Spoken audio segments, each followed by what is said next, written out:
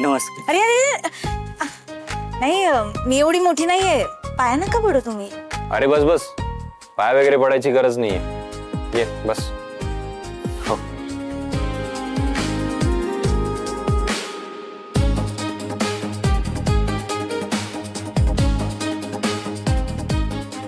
चिकूने सांगितलंय आम्हाला सगळ्यांना, तुझं प्रेम आहे तिच्यावर.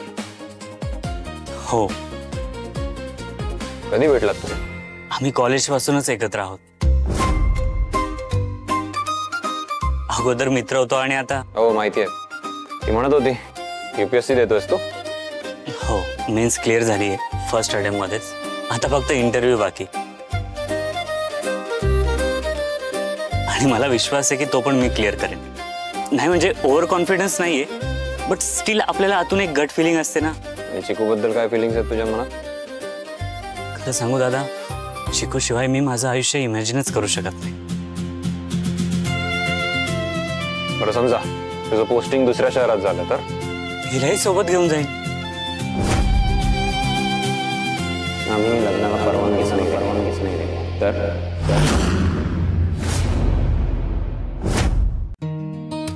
दादा, आम्ही एकमेकावर प्रेम केलंय आणि आम्ही लग्न पण करणार आहोत. नाही म्हणजे घरच्यांना दुखवून नाही.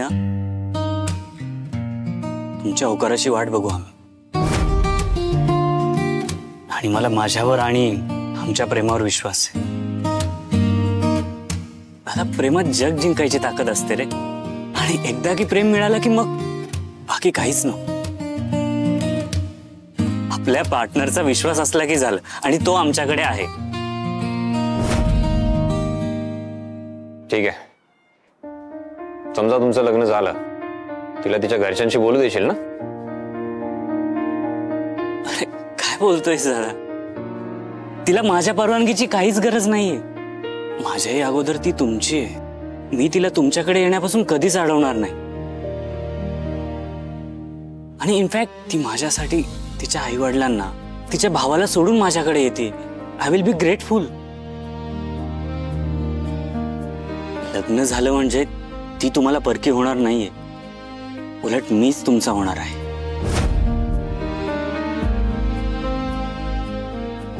मुलीचं लग्न झालं म्हणजे ती काय परकी होते का माहेराला?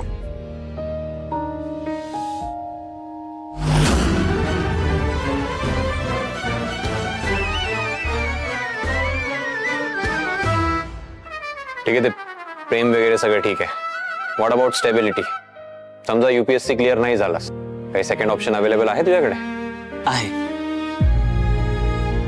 माझं MA झालंय, सो हे UPSCचं जर काही वर्क झालं नाहीच तर मी नेट सेटची एक्झाम देणारच आहे. त्यामुळे चिकूला काहीच प्रॉब्लेम होणार नाही.